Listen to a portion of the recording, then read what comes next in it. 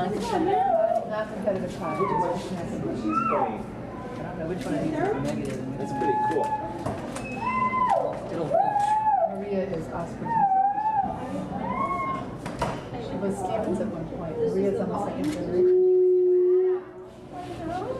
It's all good. Oh, yeah, there we go. Hello. Good evening. On behalf of myself and the other members of the research committee, we would like to welcome you to Pi Day 2013. And we have a lovely show planned for you. We have a number of very talented local and area talented people. The reason we call this negative second anniversary of Pi Day is because in 2015, it is going to be an extra special Pi Day. In 2015, the date will read 31415. We are referring to that as the Lollapalooza.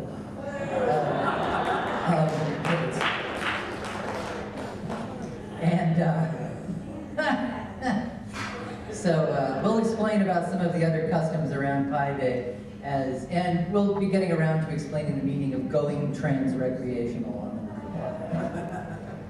So I think the Packer Band, I'm going to go talk to the other guy who looks like me, and he'll join the Packer Band here for a song. Yeah, Matt Kirby, ladies and gentlemen.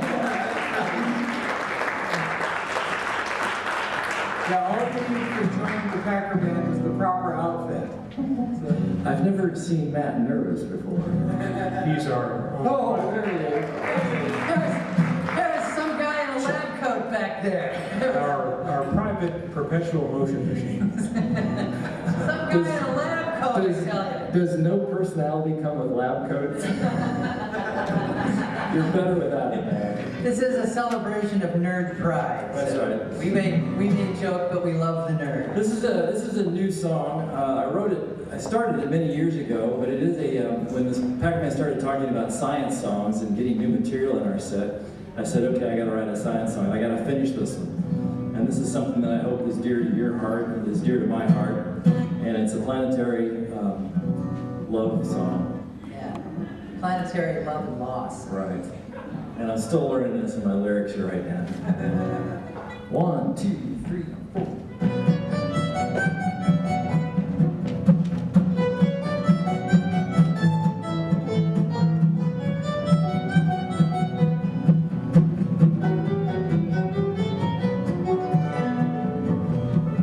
First there were 9, now there are 8.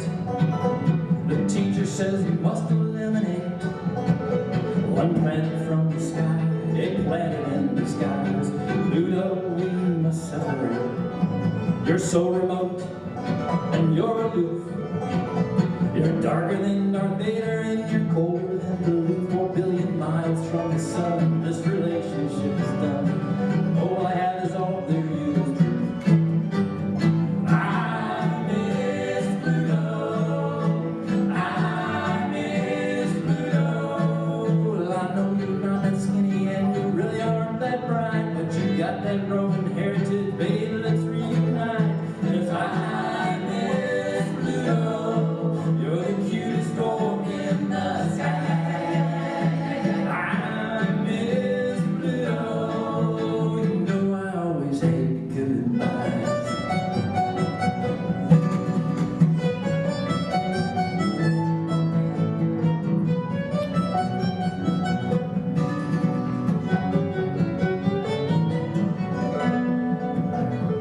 I won't forget when I first met Nye. She was a piece of styrofoam connected to some twine. I saw her swinging there down at the science fair. I fell in love, but should have read the sign. Pluto is distant, not amorous. She's got a crazy orbit, she's tempestuous. She lacks magnetic charms, heck, she ain't got no arms. She ain't such a gas like Uranus. I miss Pluto. I miss Pluto.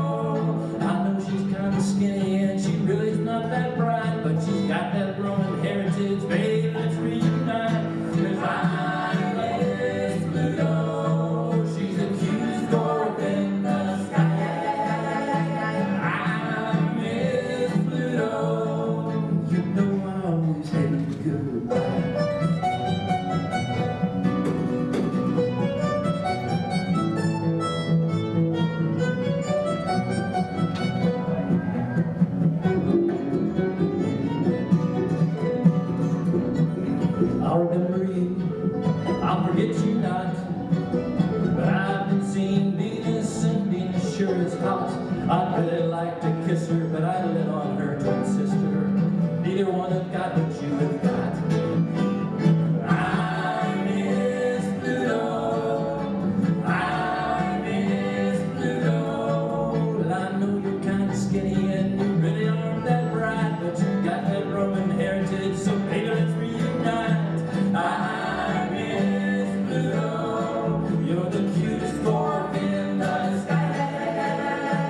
I miss Pluto, but you know I always hate goodbye. Thank you.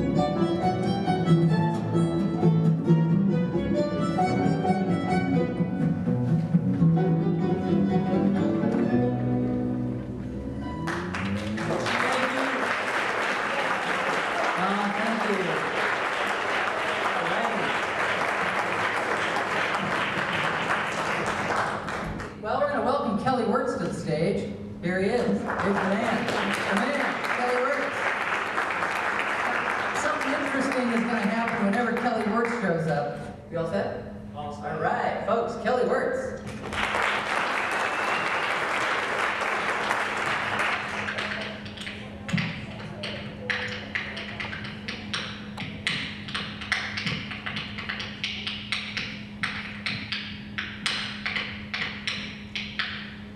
I can think of no better way to explain Newton's 3 laws of motion than with the spoons.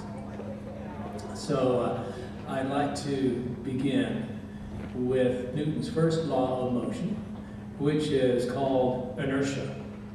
Now, inertia means that an object, first of all, the first half of inertia is that an object at rest will stay at rest until it's acted upon by an external force. And that is a problem for all of us, because it's always difficult just to get your butt out of the chair.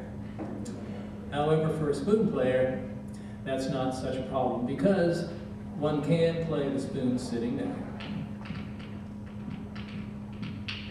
Now, once an object is in motion, the second half of this law states that the object will stay in motion until, again, it's acted upon by an external force.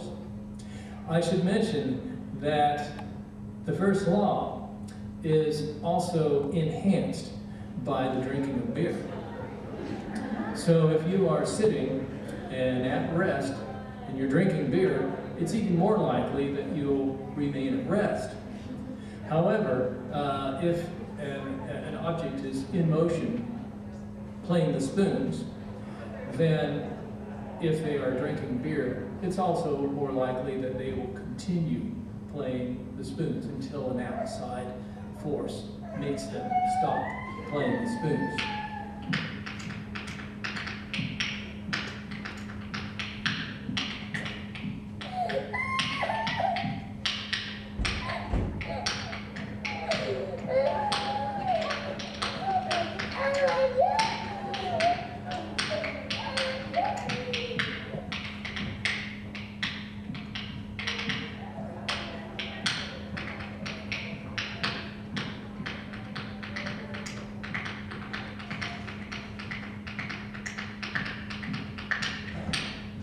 Until an outside force makes that object stop its motion.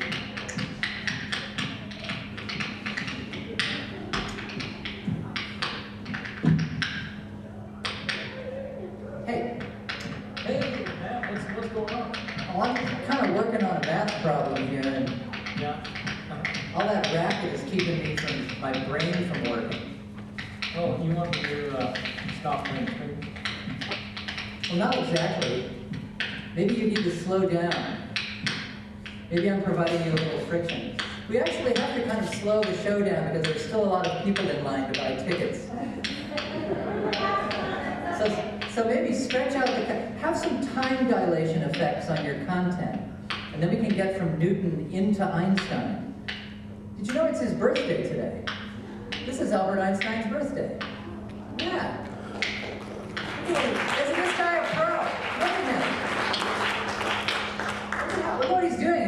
time is stretching out and becoming like, it's like the Higgs boson is exerting greater field forces, and everything is becoming more like stepping in molasses in January. Here come more people! Fantastic! All right, welcome to Pi Day. Yeah. Okay, I love it. Okay, all right, well, let's continue. Oh, here we are. That is Newton's first law, inertia. Newton's second law is evident to most of us, which is simply that the larger the mass of an object, the more force it takes to put that object into motion. In fact, Newton had a formula for it. That formula is force equals mass times acceleration. And so, which brings comfort to me, it quantifies this idea. Now, as far as spoon players are concerned, it affects our choice of an instrument. So, that being the size of an instrument. For example, I have some little spoons here, very small, and they take very small amount of energy to play. They take so little energy to play that a baby could play these spoons. A coordinated baby could play these spoons. Now, my spoon of choice would, and by the way, a musician would call these soprano spoons. My spoon of choice would be the tenor spoons, which just about fit my height and build. Now we move on to the baritone spoons, which, being larger, take a little bit more energy to play.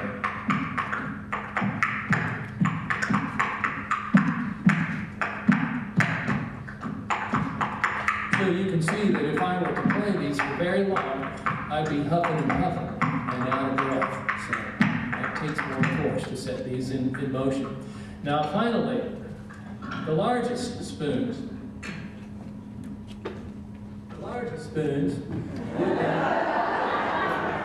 Thank you, my assistant. The contrabass spoons. And these take a terrific amount of force to set into motion.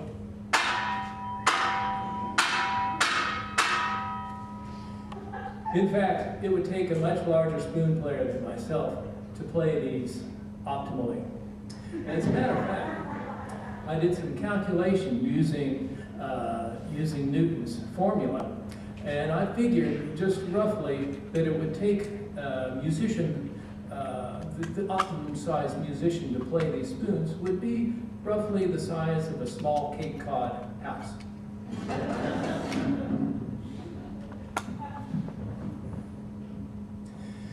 Also, something Matt alluded to earlier, the Einsteinian angle on Newton's laws, especially affect his second law, and that being that as an object approaches the speed of light, the correlation to Newton's law begins to diminish, which is something that I've noticed because when I'm playing the spoons really fast, they seem to feel kind of light and lighter in my hands, and sometimes they even seem to float. Sometimes they also change colors, especially if I've been drinking beer. Finally, Newton's third law is the law that says every action has an equal and opposite reaction. Now, this law holds much of the fun and most of the danger for spoon players. In fact, it's recommended that beginning spoon players use protection when they're learning to play the instrument, because there can be very many opportunities for injury or death when playing the spoons. So, as I said, every action would have an equal and opposite reaction. Okay, and it takes a keen eye and very quick reactions to survive the early months of playing the spoons. And it's good to do exercises that are more safe, especially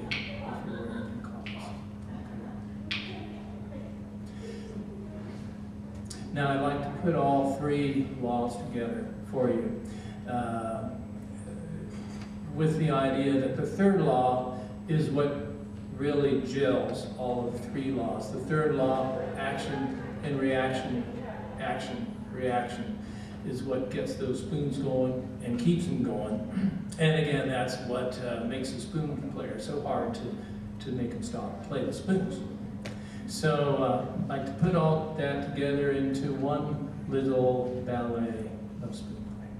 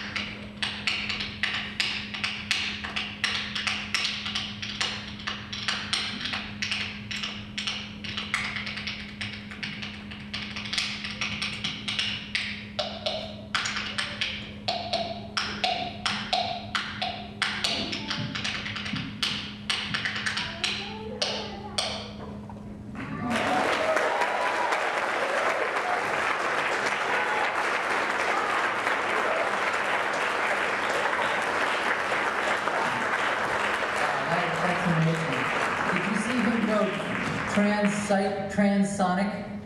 Did you see him do that? I sort of did. It was the glasses. I have special glasses on here. Up next is Greg Pelligreen. He's going to sing a song. Yeah. All right. Local boy. Local boy makes good here.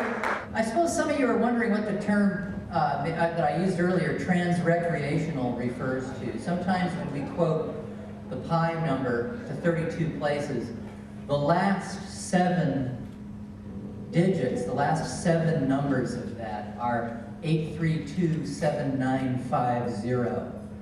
That is the phone number of the East Lawrence Recreation Center on 15th Street. So if you can recite pi beyond 32 places, you've gone trans-recreational. That means you're serious. All right. Please welcome Greg Pelligreen.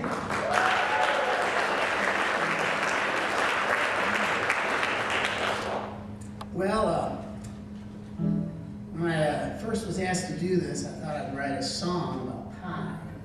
So what am I going to do? I got to compete with Steve Mason's amazing pi song and other pi songs. So I thought, well, first of all, I just finished writing it maybe a couple of hours ago, so bear with me, okay?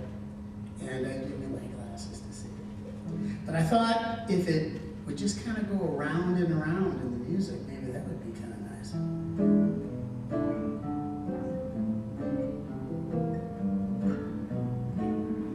Kind of goes around, doesn't it?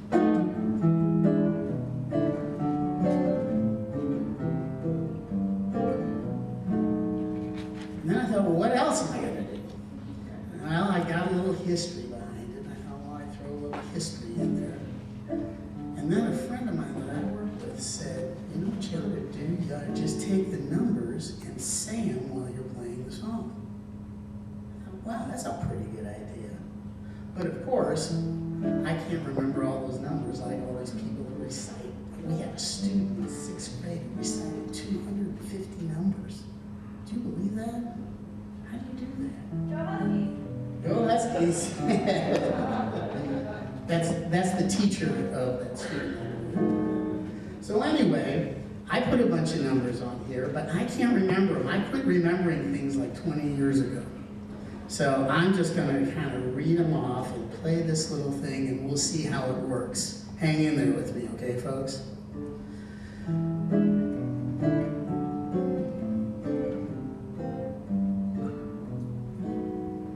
Well, a long time ago, when things moved kind of slow and the numbers didn't really seem to fit, the ancient Babylonians and the early Egyptians, they tried to make it all make sense.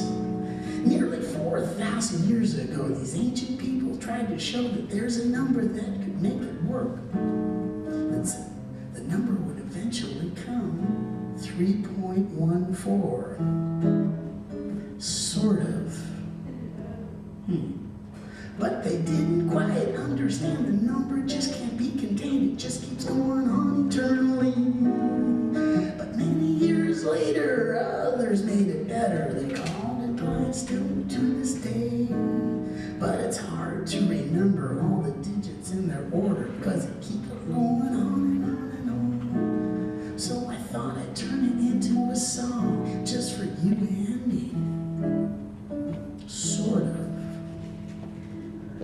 Here we go.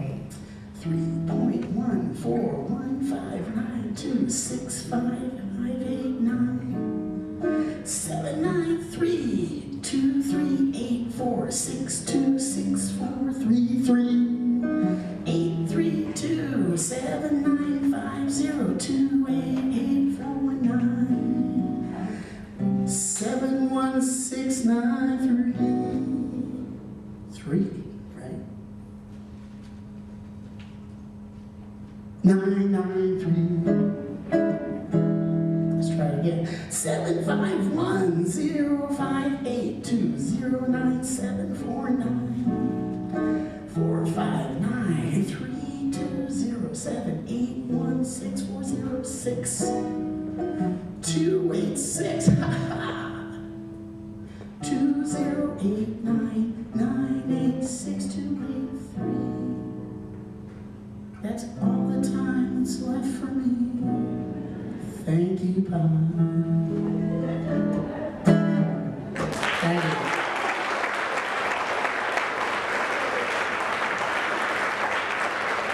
Thank you very much. Well, up next, the Alferd Packer Band. So I'll have to go find my twin. And we're going to play they are going to play a song about the nature of the scientific process. Wise old bearded man, why don't our ancient books agree with science? Didn't people know a lot more back then than we do now? Well, Grasshopper, the ancients were scientists, even if they didn't know it.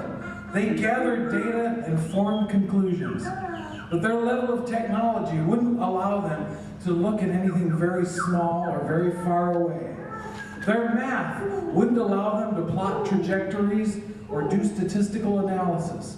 If your eyes are the only data collection tool you have, you can get some very good evidence for some things that are just silly wrong.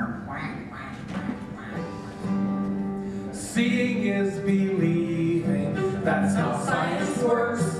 But watch out for good evidence of facts completely wrong.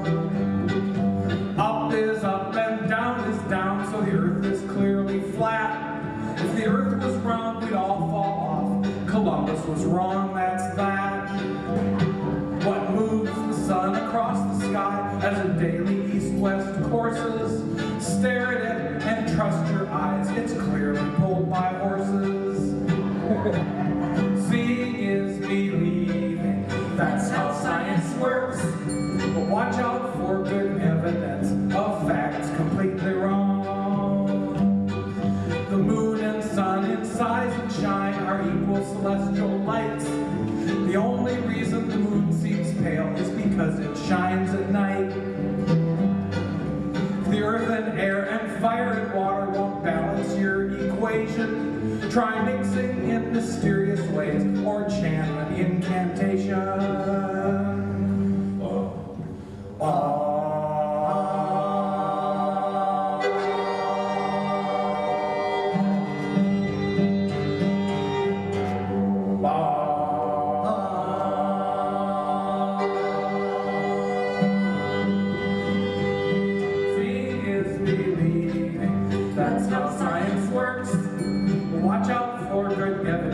Of fact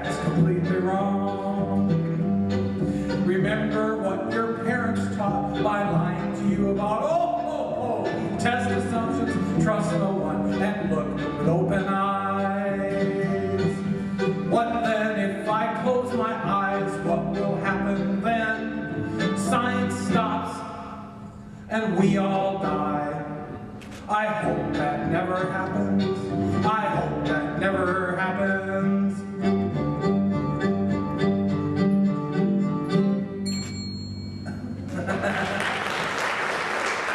Thank you.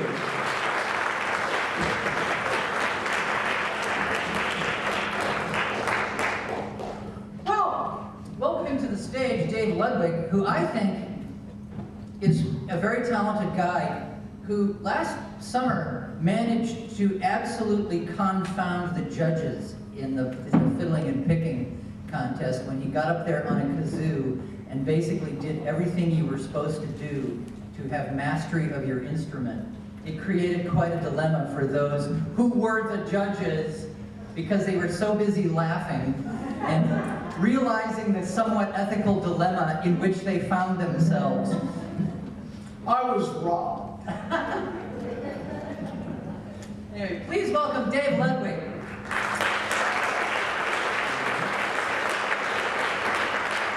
All right, got a couple of songs, tender love songs, as opposed to all this math stuff. They're by a fellow named Andy Bean, and it goes.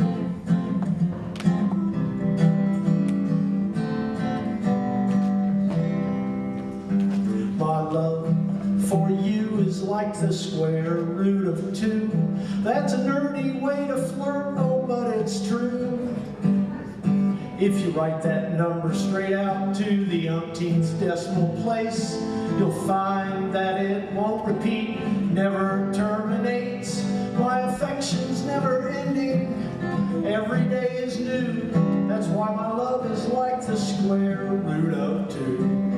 Written as a decimal, my love is like the square root of 2.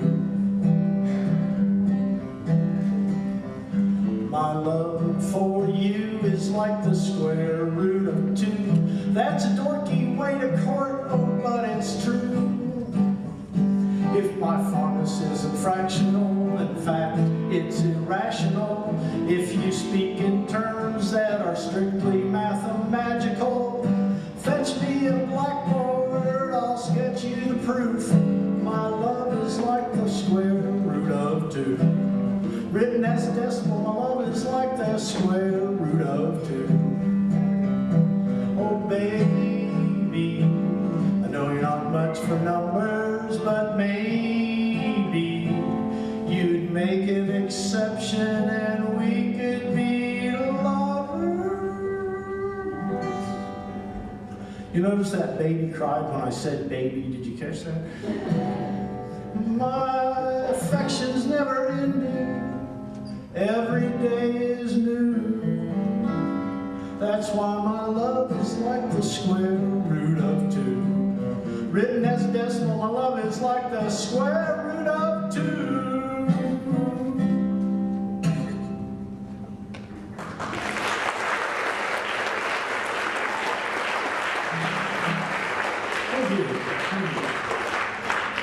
I think it's wonderful that we can all get out here and celebrate nerdosity. Your inner nerd, let it show, you know. And one of the important things about nerd, or any other kind, but especially nerd fashion, is the right accessories. Accessorizing is so important. You will notice that I have my guitar tuner in a holster on my head. Not on my guitar, I don't actually use it to tune. But that's what, and in my pocket protector right here, besides rosewood pen and pencil set, this is a multiple compass, protractor, ruler tool. You laugh, but it's good. And this is important. This is a thermometer. Well, if you're cooking, it's important to know how hot your pie is. That's what I'm saying. This isn't actually, you can't see it from here. I can see it from here. And I'll tell you what it is. It's a bubble level, and that way you can make sure everything's on the level, you know, when you play gigs like this. And Watch out. That's not part of the act. I didn't practice that part. And this is a little magnet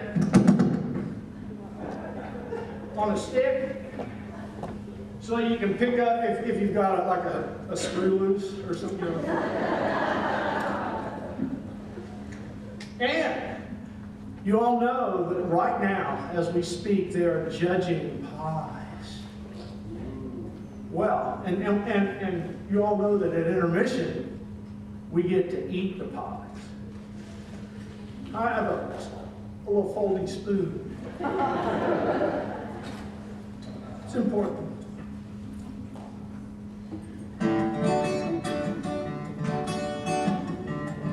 Another love song. Last night, as my baby was sleeping inside of her bed, I took a tape measure to her just to see what it read. It said 37 round her bosom, 29 around her waist, 37 round her hips. Ooh, and I began to celebrate. My baby's got prime numbers, prime numbers in a week. That means she's divisible only by one, and that one's gonna be me. My baby's got prime numbers in a week. That means she's divisible only by one, and that one's gonna be me.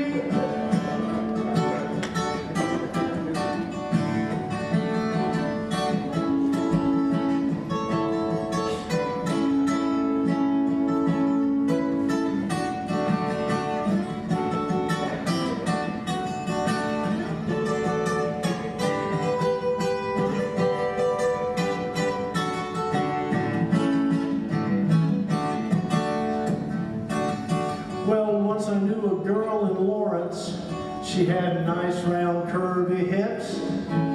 I took a look at her brassiere. It said she was a 36. It was then my heart was broken. Well, I knew she'd never be all mine. I'd have to split her up with other fellers. 2, 3, 4, 6, 12, 18, and 9. She didn't have prime numbers in a week. She wasn't divisible only by one, and that one wasn't gonna be me. My baby's got prime numbers in a week. That means she's divisible only by one, and that one's gonna be me.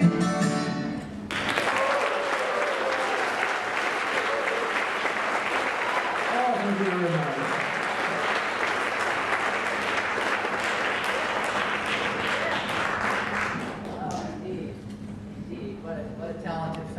Well, we got 3 guys coming up here, 3 Trails West. That's Leo and Roger Iles and Gary Gurry. They are going to play some mighty fine music for you. And I just got tipped off that they've got quite a science theme that they are going to elucidate upon. They will expound. They will propound. They're going to maybe impound. I don't know, but they're going to do a great job. I just know these guys are top rate. So please welcome 3 Trails West.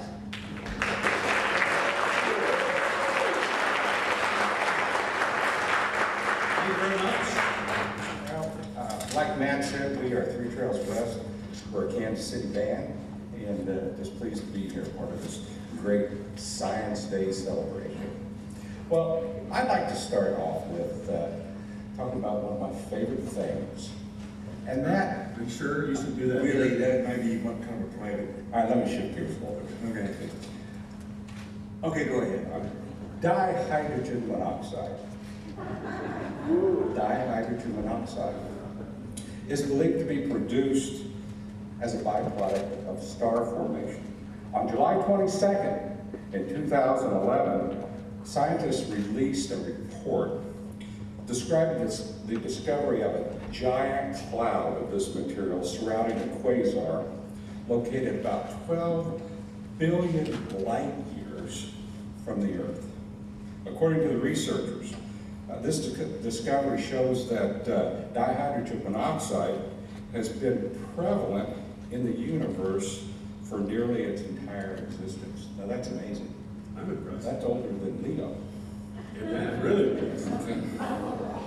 Well, Earth is a unique planet in that this substance is found naturally in all three common states of matter: liquid, solid, and gas. We live on a planet that is dominated by it. Sorry, I was just having a little gas attack. H2O is the most abundant molecule on the Earth's surface, covering about 71% of the planet in its liquid state. Without it, life as we know wouldn't exist, would never develop.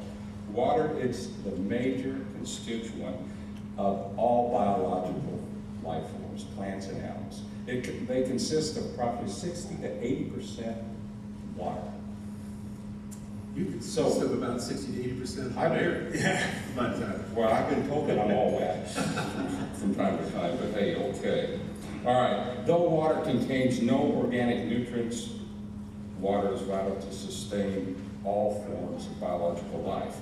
Now you might be asking yourself this: with all this water being abundant on our planet, what's the big deal about water? Well, only 25% of the Earth's water is fresh water. And of that 2.5%, 98.8% of that water is inaccessible, being bound up in ice and underground. Because liquid water is a universal solvent, its presence in nature is rarely pure and therefore not consumable by human beings or animals. Drinking ample quantities of dihydrogen monoxide is essential for humans and other life forms, like cattle. which brings us to the reason we are having this discussion. Thank you. Took a while, but Yeah, a little on the road, but we got there. The point is, see, that the part that water played in the early West was extremely important to, especially to the cattle drives. Now, those cattle were free. They were roaming around down in Mexico and southern Texas, but they needed beef back east. So they had finished the railroad, the first railroad stopped Erfurt up there in Kansas City.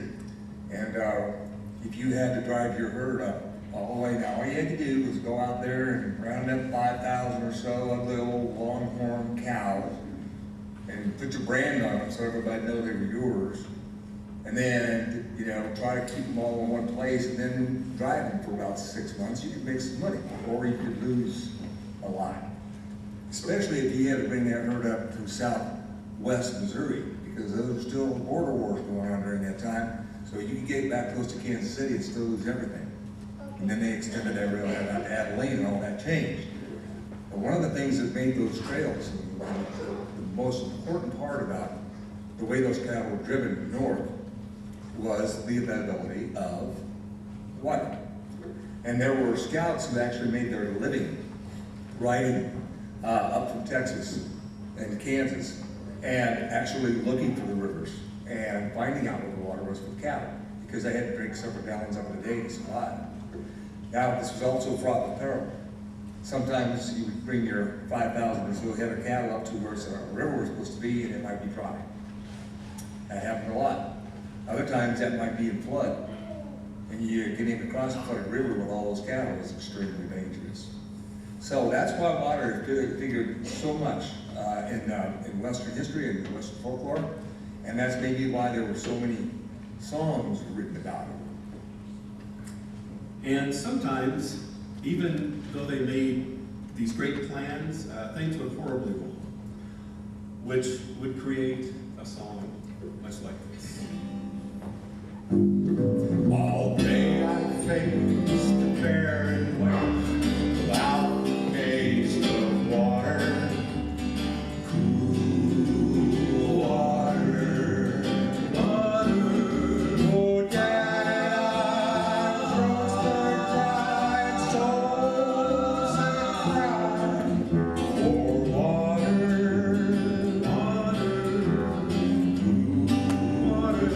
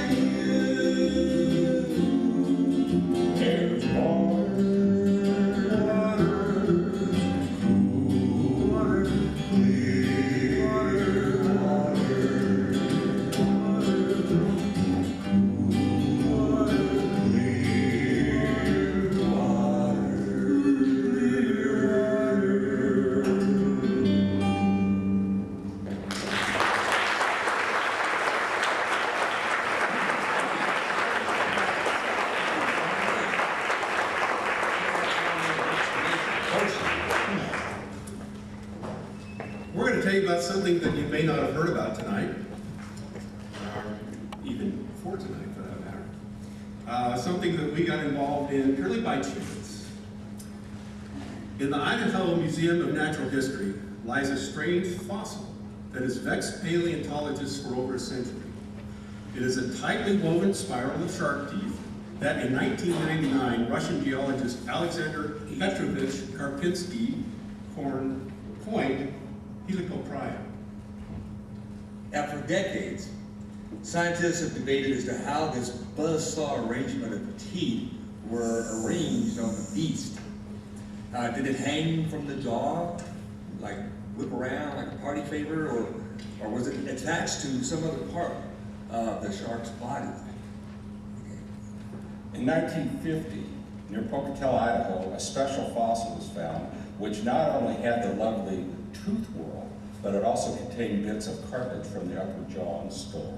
It wasn't until recently, however, that the technology was available to finally answer the question.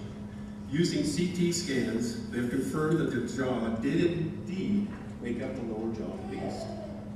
With this discovery, they contacted the artist Ray Troll from Ketchikan, Alaska. And they asked him to do an artist rendering of the helicoprion. That's still hard for me to say. Helicoprion. Thank you. Helicoprion with the latest results in mind. Okay, now Ray has been obsessed with fish and fossils all his life, and he had been in pursuit of helicoprion for over 20 years, so he jumped at this opportunity. Ray and I happen to be friends from college, and last fall he saw us at a show we did in Emporium. He'd written a song called The World-Toothed Sharks of Idaho for his band, the Ray Troll and the Ratfish Ringers. And he asked if we might do a cowboy rendition of the song for a documentary that they're going to release later this year. And this, ladies and gentlemen, is what we came up with. Available on CD Baby and iTunes.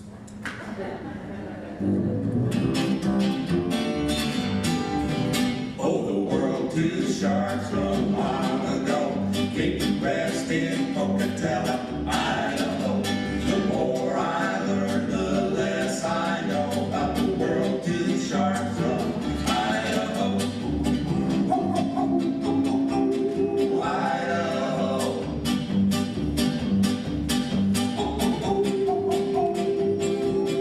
Idaho. Well, they drove the men just doing what again, working in the mines all the day. Work causing any trouble, just digging through the rubble and stuff that the mine threw away. One day laying on the ground, maybe big blue skies, a strange wild fossil, it was really quite a surprise for him. Was a Permian shark just lurking in the dark, dominated by concretion. It was dark and dense, getting curious sense to range of cosmic completion. Put in the bed of his dirty old pickup truck, smiling to himself, well, I guess that's just my luck, and drove away. And the world-toothed sharks from long ago came to rest in Pocatello, Idaho. The more I learn, the less I know about the world-toothed sharks from Idaho. Idaho.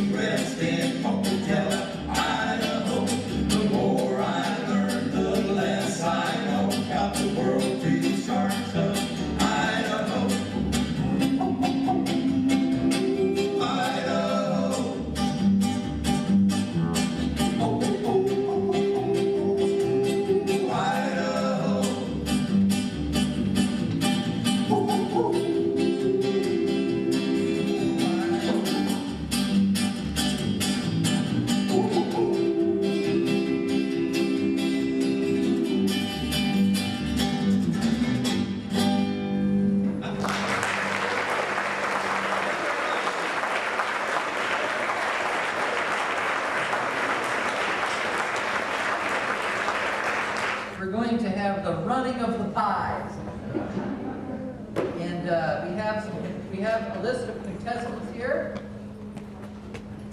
Let's see. Larry Bodle, Caitlin Manley, Lakin, oh, I see, she's put her high school. Very good.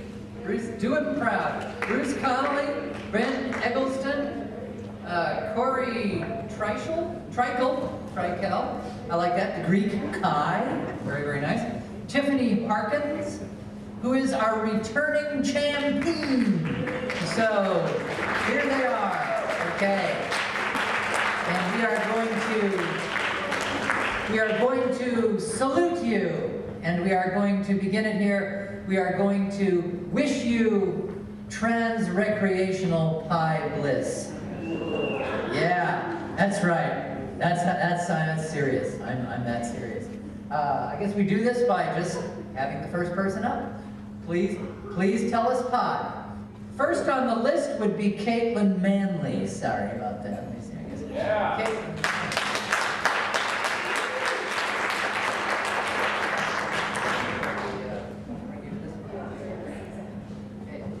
3.14159.265.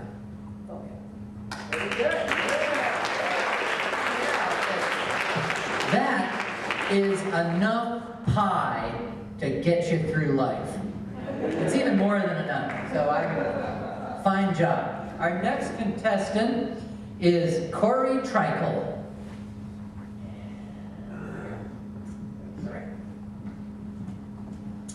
And the only reason I'm really up here is because I was told I couldn't have any pie if I didn't do this. And I'm better at other approximations, like the distance between my thumb and forefinger is 15.24 centimeters.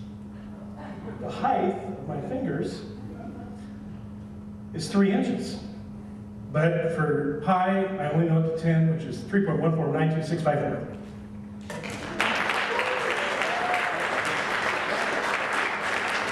I think it's wonderful when someone has an emotional, personal connection to pie. I think it makes us better as a society. Our third contestant is Bruce Connolly. Please come to the microphone.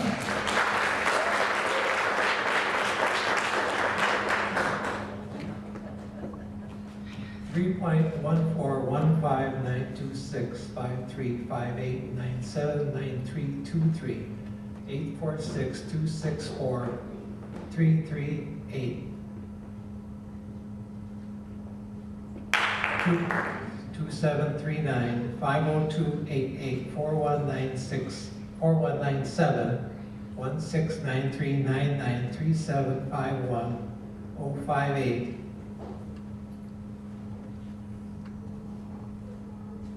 209749444592.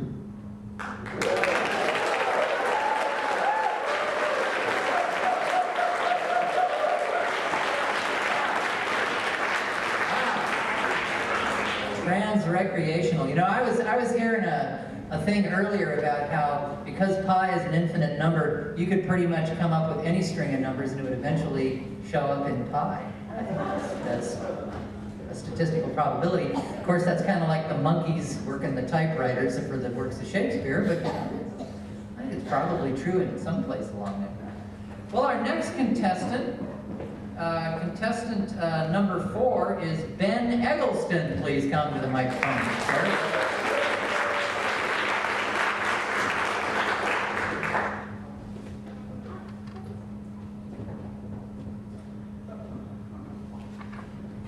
$3.14159265358 979 323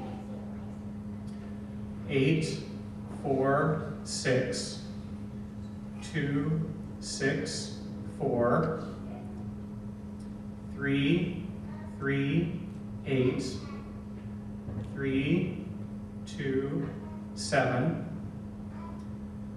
950 289 8, 4, 1, 9, 7, 1, 6,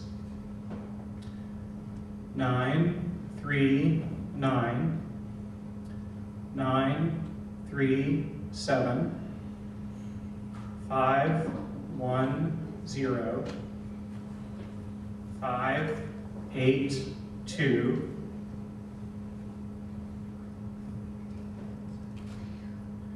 0, 9, 7, 4, 9, 4, 4, 5, 9, 2, 3, 0, 7, 8, 1, 6, 4, 0, 6, 2, 8, 6, 2, 0, 8, 9, 9, 8, 6, 2, 8, 0, 3, 4, 8, 2, 5, 3, 4, 2, 1, 1, 7, 0, 6, 7, 9, 8, 2, 1, 4.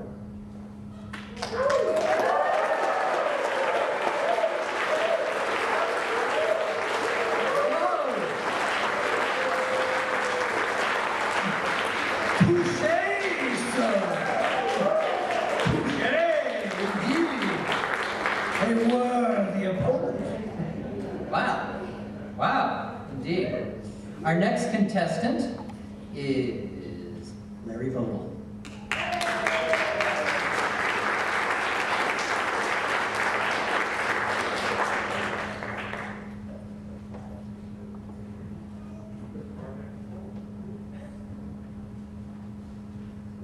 .14159, 265, 358, 3384.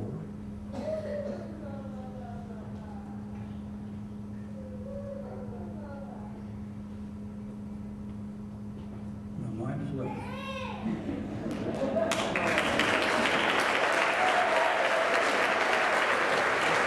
Thank you.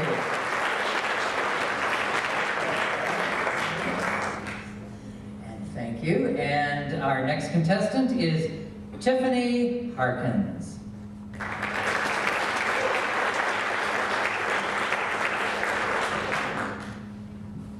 As far as finding the strings of numbers in pi today at school, I looked up all of my students' 7-digit birthdays, and they got to find out where it was in pi.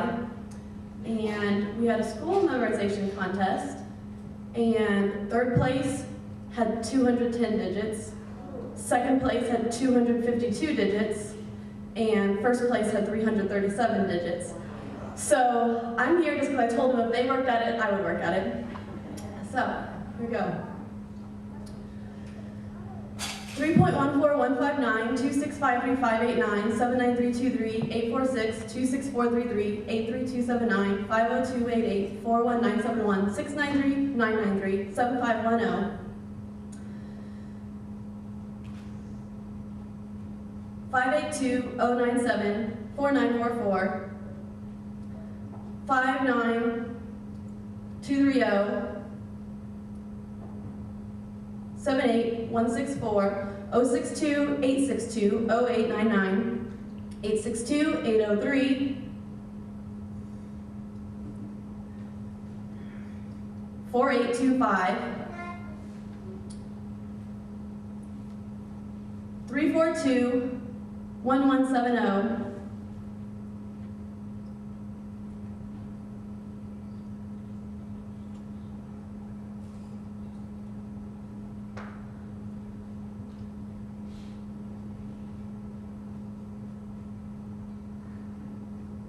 679,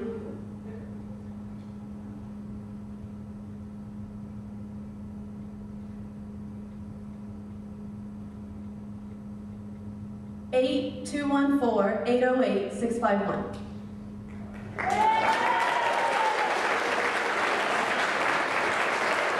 Very good indeed. Very nice work. Nice work. Yes. All right. Well, thanks to our contestants, and we will we'll be handing out some awards later in the show. No, we're doing it right now. We're doing it right now. I guess this would be later in the show in a strict sense. It's now later. There we are. Well, while our recitation judge is doing her tally, we're going to do the PIE contest, which we had some lovely competitors, so much so that we have 2 honorable mentions. The honorable mention for best flavored pie goes to Brooks Herndon. Honorable mention for most creative goes to Matt Kirby and Andrea Rapinski.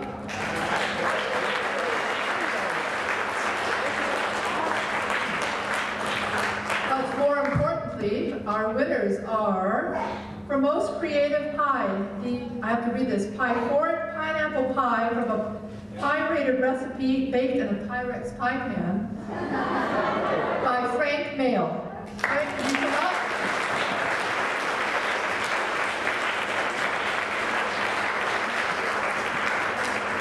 While Frank is making his way up here, I want to thank Ruth Lickwart for our lovely Pie Man superhero design that you've seen on the posters and on the official now pie baking pie that Mr. Mail will wear happily in his kitchen.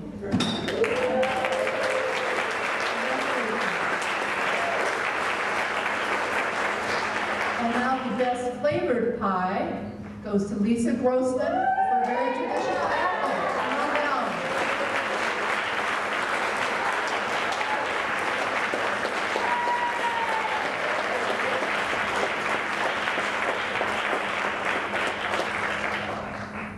Sarah, can you come over too?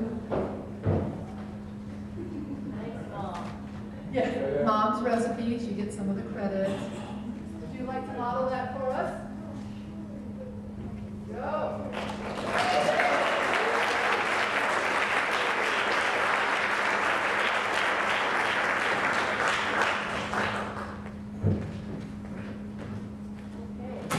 And the pie recitation contest, which was a tight race, but Tiffany Harkins by 6 digits is our repeat winner.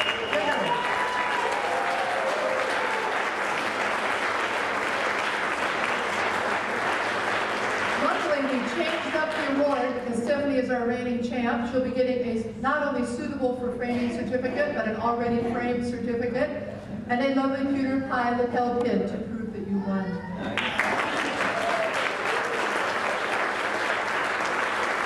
we invite you all downstairs to see if you agree that the pie judges made the best choices. There is pie. All right, enjoy. What, 15 minutes? Let's give it 15 minutes. 15 minutes.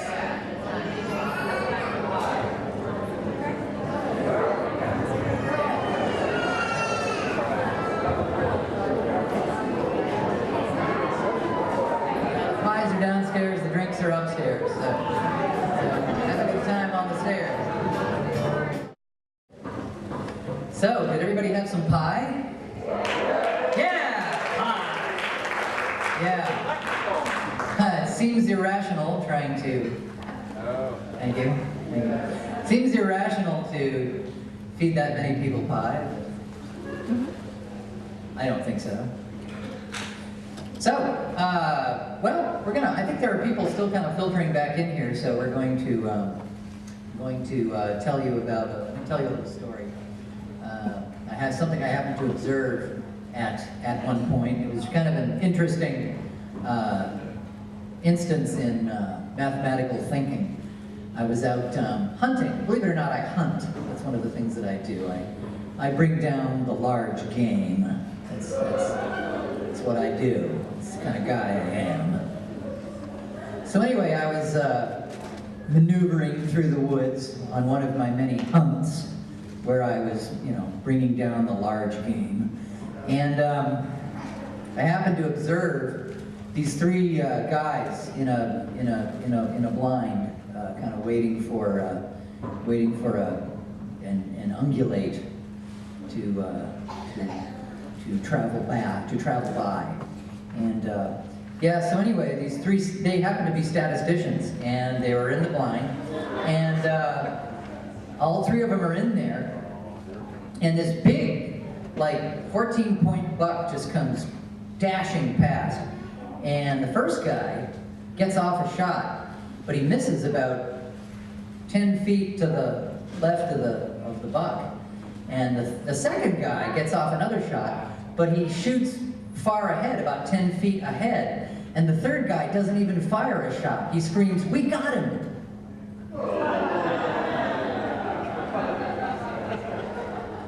I saw that on one of my many hunts where I was bringing down the large game. That's right.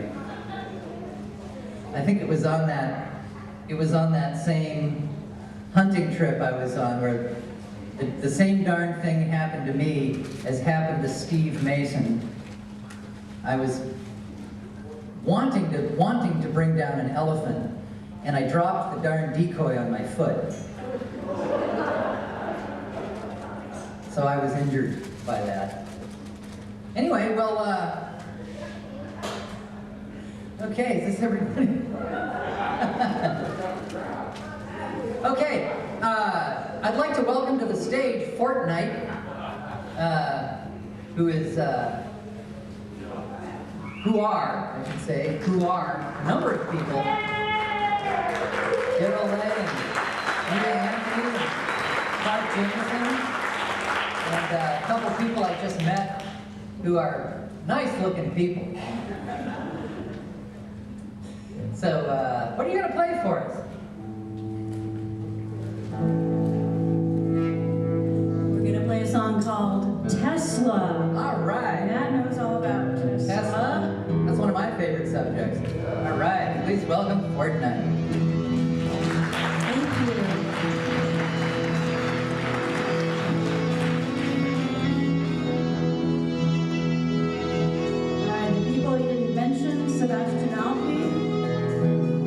Professor Brian Foster, Daryl Clark,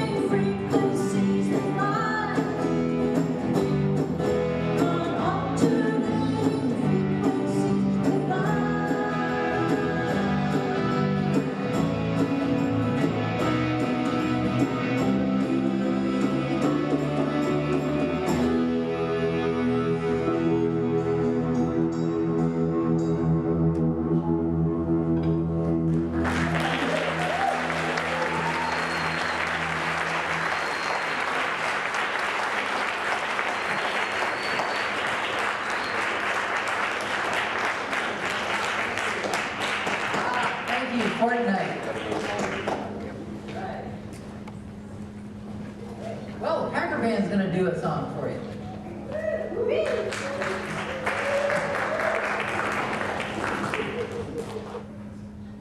Fast here. Oh, hello there. How many of you got to see the lemon pies with the wires attached to them? And okay, for those who didn't get a chance to see that, those pies had copper and zinc electrodes in them, and were producing 3 of them in series, 2.36 volts. It really 2.3. Yeah, they really are batteries. They've got acid in them. So, thanks to Brooks Herndon for the loan of his volt ohm meter, his digital volt ohm meter. That was very nice of Brooks. Help the cause of science. Science and dessert. Breakthrough in dessert technology. Okay. Well, there have been some exciting developments in the last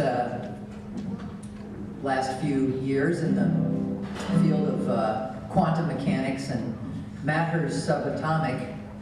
And lately, well, it's just this last year they have found evidence of the Higgs boson, and we're going to do a song for you that celebrates another type of boson, a type of boson composed of 2 electrons, known as a Cooper pair, and that's what makes superconductivity function. So we're going to sing a song about that, and we hope you'll find that entertaining in a moment here. Where else at? All right.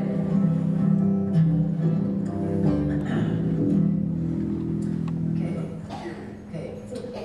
And 3, 1, 4, and superconductivity requires an explanation. Electrons formed in Cooper pairs to reach their destination through a Yakob non-resistant crystal conformation, which George Bednorz and Carl Mueller scored big innovation.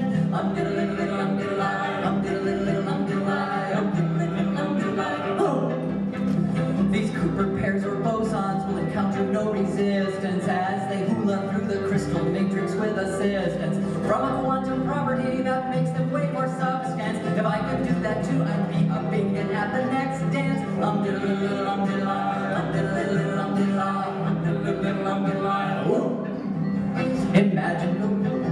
Imagine now a future filled with trains that float sans friction, a fusion-powered paradise, the stuff of science fiction. Believe you me, I really think that all that stuff is so swell. But looking back, the science fact is these guys got a Nobel.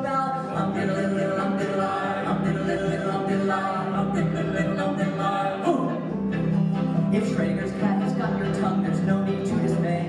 Just get yourself some rare earth magnets, cool them down and play. And as you sit with Meissner properties diverting fluxes, just stick with this and someday maybe you'll be renting toxes.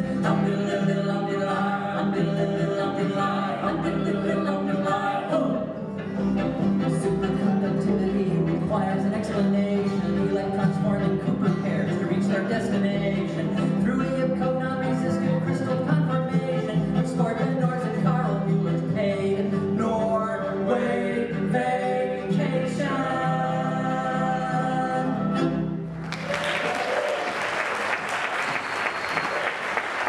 Thank you.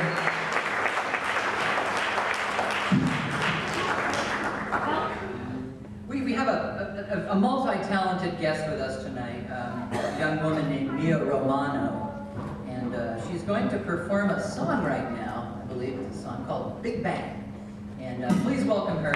She's a rising star in science entertainment.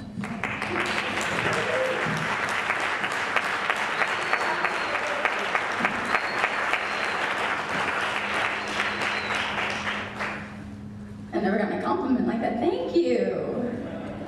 Okay, well, as you said, I'm going to be playing Big Bang and, Big Bang Theory. If you've ever seen that show or heard of the theory. Yes? Yeah. So, in the show, it only has like a little part of it, but this is the whole thing, and it talks about a lot of stuff that I bet a lot of you learned in school, probably forgot. But we're all nerds, so you remember it. Yeah!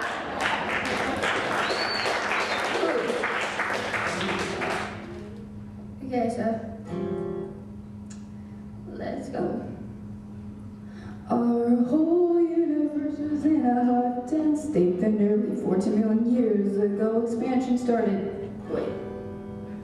The earth began to cool, the autotrophs began to drool, Neanderthals developed tools, we built a wall, we built a pyramids, math, science, history, and unraveling the mystery. It all started with the Big Bang.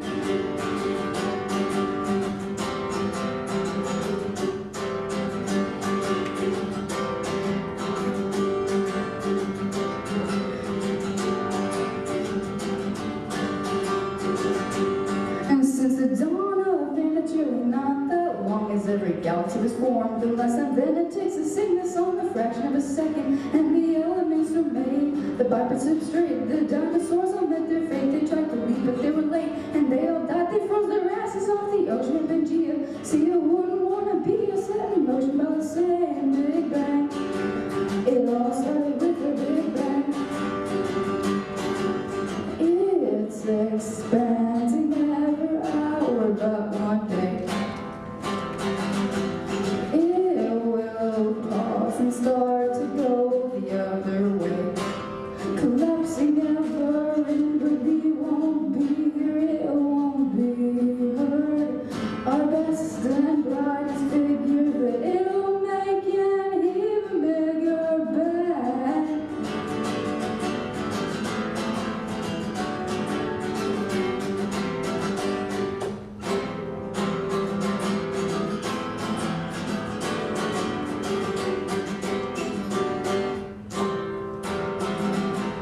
Australopithecus are really having sick of us debating all here. We're catching deer, we're catching viruses, religion and astronomy, archaeodontology. It all started with the Big Bang. Music and mythology, Einstein and astrology. It all started with the Big Bang. It all started with the Big Bang.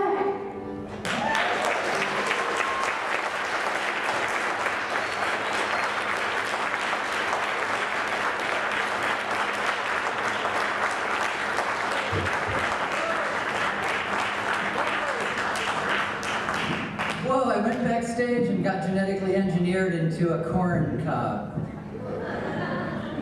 I think I'm gonna probably be sued by Monsanto for the rest of my life. Wow. You have a face for corn, man. Thank you, Governor. I was hoping, yeah. Who thought the show could get any more corny?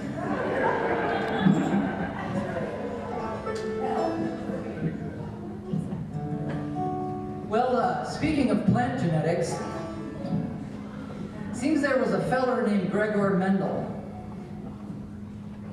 He lived in a monastery. Eventually, he became the abbot. Thank you! Thank you! All right, you guys, a smart audience.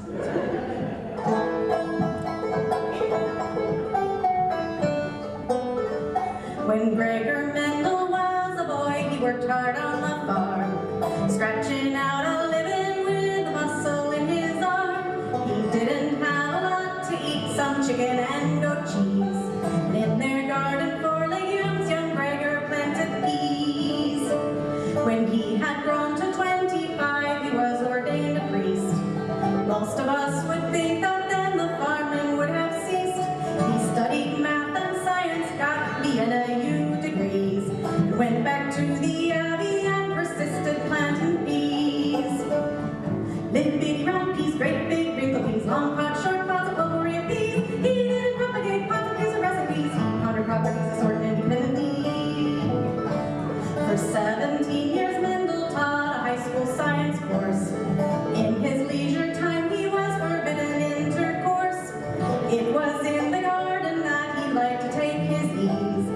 What was Mendel doing there? Just propagating peas.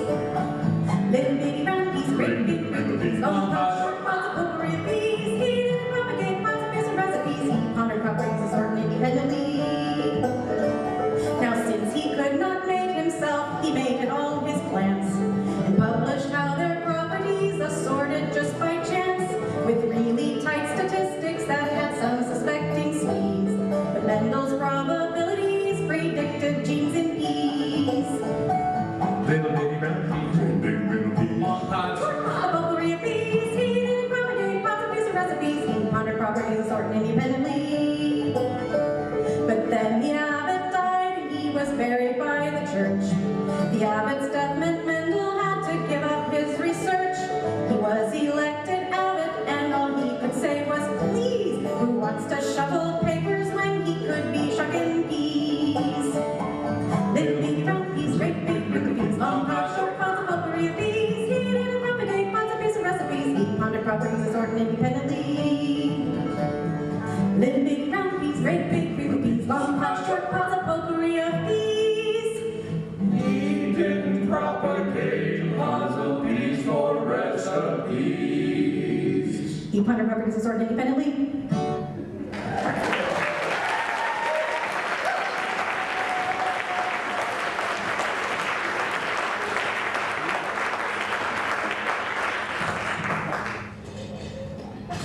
Need I introduce Ric Averill?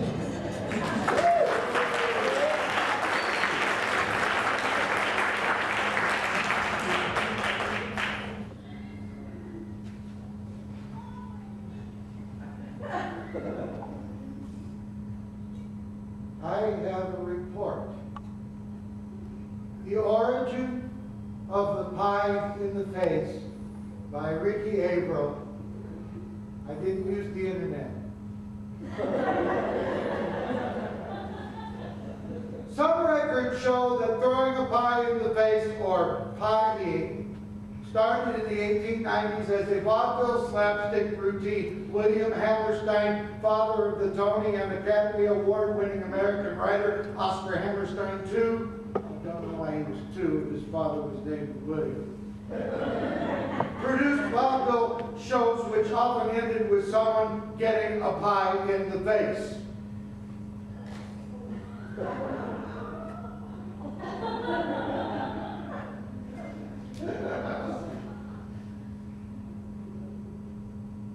Thus, William Hammerstein was the inventor of the pie in the face routine.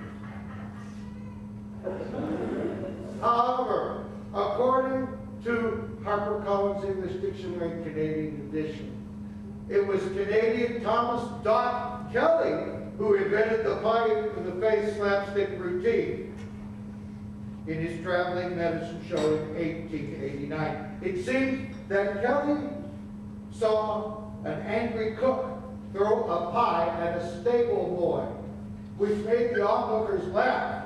The pie hit the stable boy on the shirt, but Kelly thought it would be funnier if the pie hit him in the face.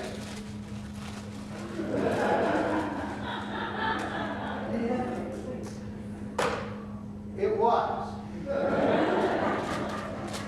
Pie in the face, or pie, has evolved from slapstick comedy routine to making social or political statements. Politicians are favorite targets of pie, as are activists, royals, and even actors.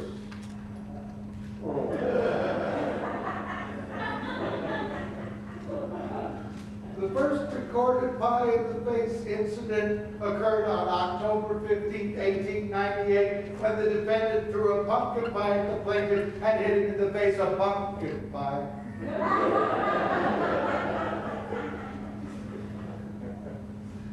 A pie in the face can be funny if it is part of a comedy routine. It can be fun if it is all in jest. It can be sad because a good pie is wasted.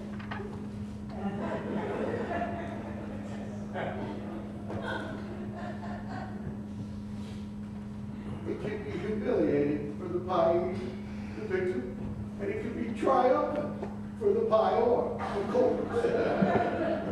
Pie in the face, or pie, will continue to be a part of our culture for generations to come. Why? Because it is fun. Because it is fun. And because there will always be someone deserving of a pie.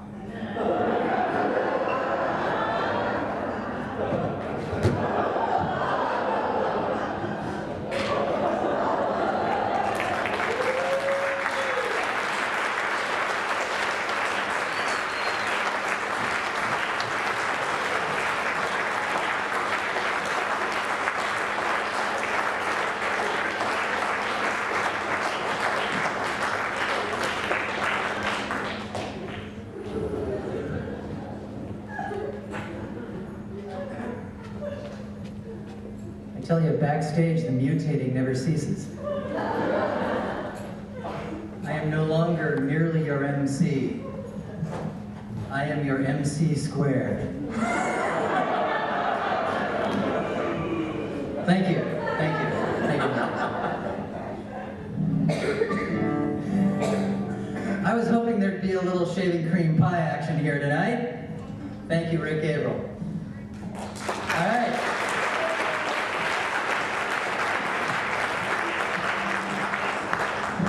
We welcome back to the stage the multi-talented Mia Romano. That's right. Mia is going to solve the Rubik's Cube. I guess you need a randomly scrambled Rubik's Cube, don't you? You volunteer from the audience, please. To scramble the Rubik's Cube and then throw it to Mia. Uh-oh. Uh-oh. Maybe scramble it and then hand it to her. As soon as it hits her hands, we'll start playing.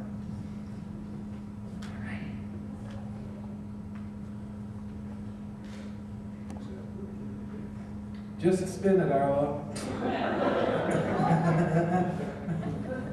Ready?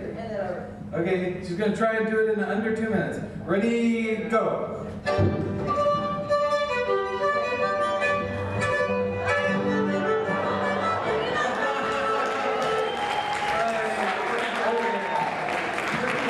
do that again. That was amazing. That was, I don't believe that. Let's have a more professional scramble here. Do we have a short order cook who can scramble really well?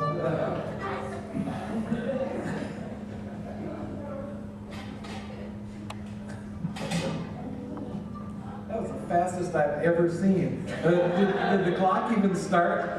9 seconds? Why don't we just start now? No, we don't have it. Music.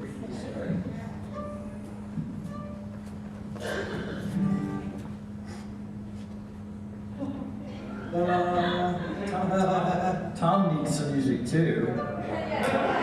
Right? Ready? 1, 2, 3,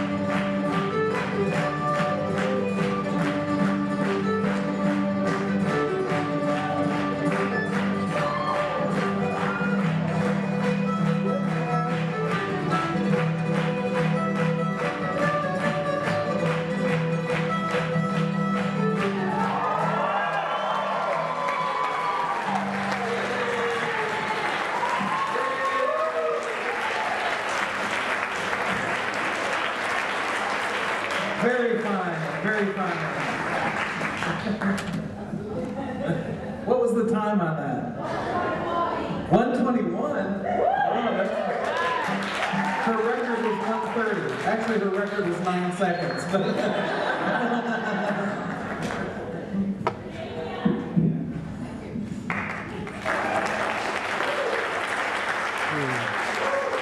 And now, molecular motion will dance the love song of sodium and chlorine.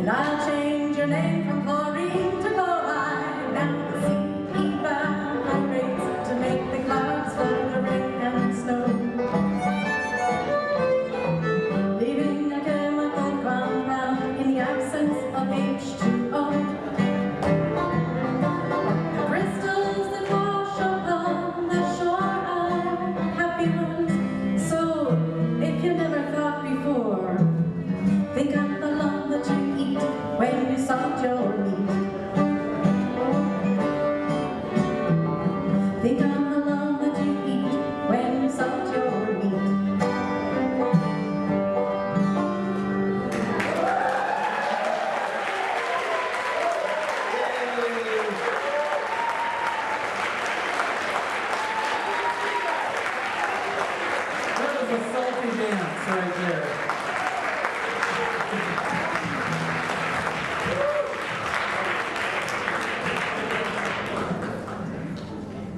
Well, we sure have enjoyed playing for you. And now we're going to do the grand finale. We're going to get a lot of people up here on stage and play a song that I wrote. It's called Pie, because it's appropriate. It's kind of our anthem for today. We sure like to thank all the great people that made this show go today.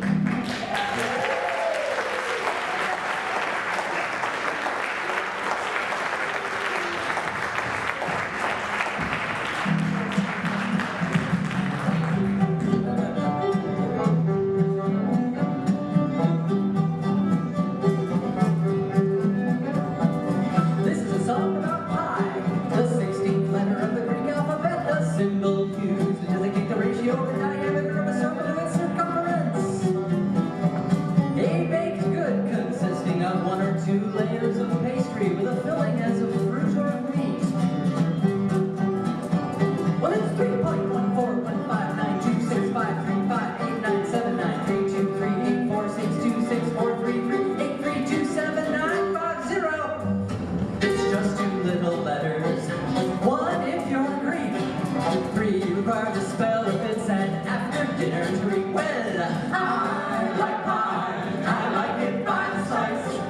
Even when it's 3.1415 till it's nice.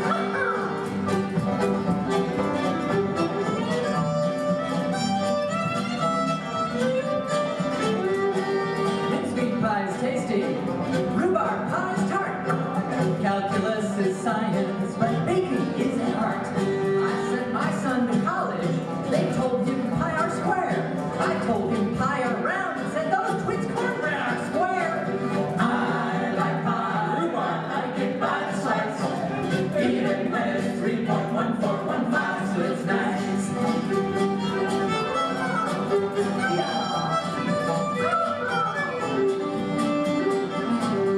Dried buffalo chips and cow pies when firewood was slack. Warned old prairie dwellers they were pie maniacs. Let's pretend we're eggheads, of which more than half. I'll tell an esoteric joke, then we all will laugh. We like pie, we like pie, we like pie, we like pie, we like pie, we like pie, we like pie. I do too.